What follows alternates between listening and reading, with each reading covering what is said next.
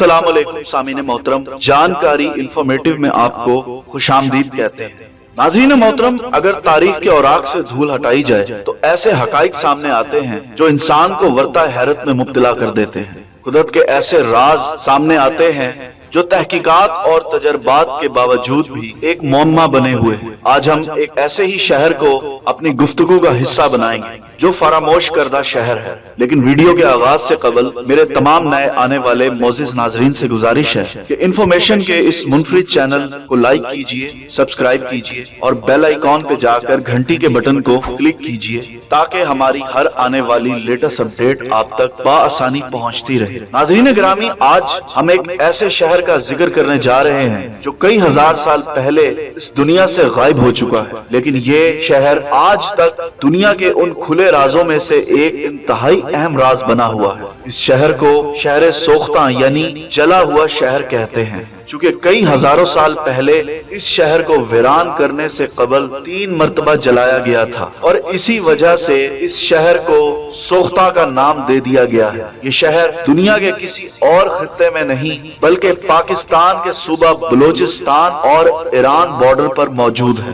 شہر سوختہ کو اس کے مکینوں کی بے حیائی، جنسی رغبت کے باعث مشرق کا اومئی بھی کہا جاتا ہے، جہاں دنیا بھر سے لوگ اپنی جنسی خواہشات کی تسکین کے لیے شہر سوختہ کا رخ کیا کرتے تھے، جبکہ تاریخ انسانی میں پہلی مرتبہ غیر اخلاقی موویز یعنی پورن موویز کا مرکزی خیال بھی اسی شہر سوختہ میں پروان چڑھا۔ ناظرین محترم، یہ شہر اپنے دور کا دولت مند اور گنجان آباد شہر ہوا کرتا تھا۔ یہاں کے لوگ میڈیکل اور ٹیکنالوجی میں اس قدر آگے تھے کہ وہ دماغ کی پیچیدہ سرجریز سے لے کر نابینا افراد کی آنکھیں تک پر نور بنا دیا کرتے تھے۔ تو پھر وہ کون تھا جس نے اس شہر بے مثال کو جلا کر بھسم کر دیا؟ اس شہر کے قبرستان اس قدر پر اسرار کیوں ہیں کہ سائنس بھی آج تک یہاں دفن شدہ سوالات کے جوابات تلاش نہیں کر سکی۔ تو چلیے اس جلے ہوئے شہر یعنی شہر سوختہ کو آج اپنے موضوع کا حصہ بناتے ہیں۔ ناظرین محترم، بلوچستان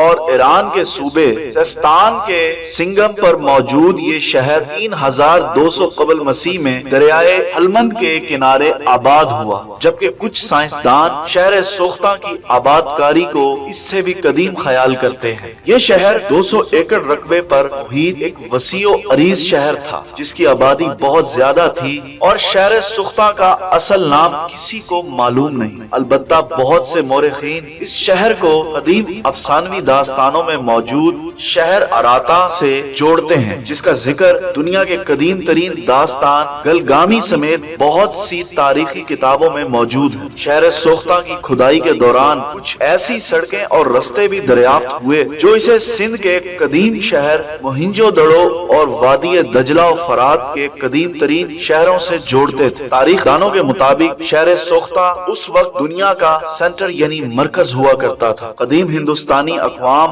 اور میسوپوٹیما میں رہنے والے قدیم لوگوں کی تجارت اسی شہر پر محیط تھی۔ اس شہر پر تحقیق سے ایک حیرت انگیز بات سامنے آئی ہے، اور وہ یہ ہے کہ یہاں بسنے والے مرد انتہائی سست اور کاہل تھے۔ یہاں کا تمام انتظام، حکومت اور معیشت کا پہیہ اس شہر کی عورتوں کے مرہون منت ہوا کرتا تھا، یعنی دنیا بھر سے مختلف قبائل اور اقوام کے لوگ تجارت اور روزگار کی غرض سے یہاں آیا کرتے تھے، اور اس شہر کی عورتیں انہیں اپنے جسم اور دیگر خدمات فروخت کر کے خوب پیسہ کمایا کرتی تھیں۔ یہی وجہ ہے یہ شہر اپنے دور میں بے حیائی کا سب سے بڑا مرکز بن چکا تھا، جس کی نشاندہی اس شہر کے کھنڈرات اور اس میں موجود مقبروں سے بخوبی ہوتی ہے۔ ناظرین محترم، یہی وہ جگہ تھی جہاں پہلی مرتبہ ٹھہری ہوئی تصویر کی جگہ چلتی پھرتی فلمز کی شروعات ہوئی۔ شہر سوختہ سے ایسے برتن دریافت ہوئے ہیں جن پر کارٹونز فلموں کی طرح مختلف مناظر کو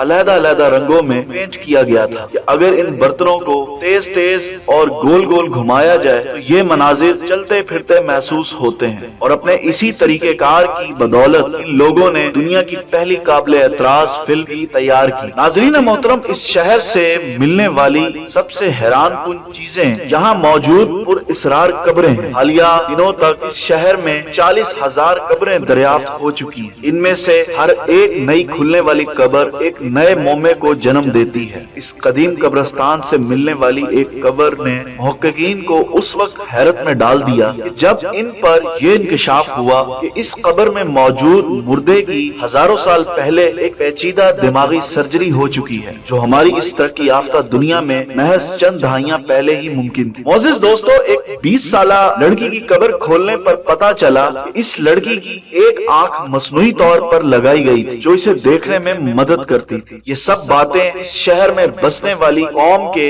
سائنسی عروج کی داستان بیان کرتی ہیں۔ اس شہر سوختہ میں کچھ ایسی قبریں بھی پائی گئی ہیں کہ جن کا احوال بیان کرتے ہوئے زبان شرم سے لڑکھڑانے لگتی ہے۔ مردوں کو آپس میں مدغم کر کے دفنانے کی یہ رسومات جگہ کی کمی کے سبب رائج ہوئی، یا ان لوگوں کی بے حیائی اور فحاشی صرف ان لوگوں کی زندگیوں تک ہی محدود نہ تھی، بلکہ یہ قوم موت کے بعد بھی جنسی رغبت سے آزاد نہ ہو سکی تھی۔ یہ سب باتیں دور جدید کے محققین کے لیے ایک پیچیدہ راز بنی ہوئی ہیں۔ سینکڑوں سال قدیم رہنے اور عروج کی کئی منازل طے کرنے کے بعد اس انسانی بستی کا وجود 1800 قبل مسیح میں اس دنیا سے ناپائید ہو گیا۔ یہاں کے لوگ ان کا حوال زندگی جس قدر حیرت انگیز ہے، اتنا ہی حیرت انگیز ان کا اختتام بھی ہے۔ ناظرین محترم، یہ پورا کا پورا شہر جلا دیا گیا تھا، اور جس قوت نے بھی اسے جلایا تھا وہ اسے صرف ایک بار جلانے پر مطمئن نہ ہو سکی، بلکہ اسے مزید 2 مرتبہ جلایا گیا۔ ایسا کیوں ہوا، یہ بات کوئی نہیں جانتا۔ اس لیے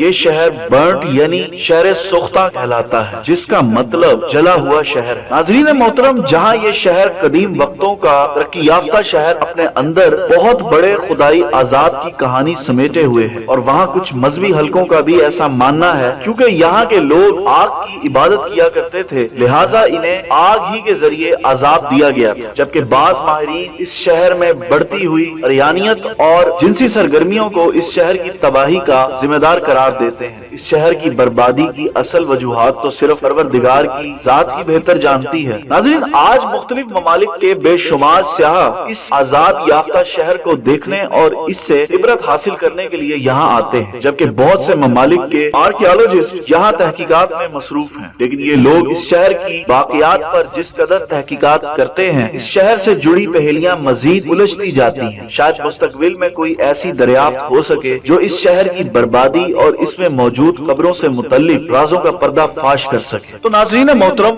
یہ تھا ہمارا آج کا ٹاپک۔ امید کرتے ہیں آپ کو پسند آیا ہوگا۔ انشاءاللہ ایک نئی ویڈیو کے ساتھ آپ کی خدمت میں حاضر ہوں گے۔ اللہ تعالی ہم سب کو قرآن و سنت پر چلنے کی توفیق عطا فرمائے، اور اللہ تعالی آپ کا، ہمارا سب کا حامی و ناصر ہو۔ اللہ نگہبان۔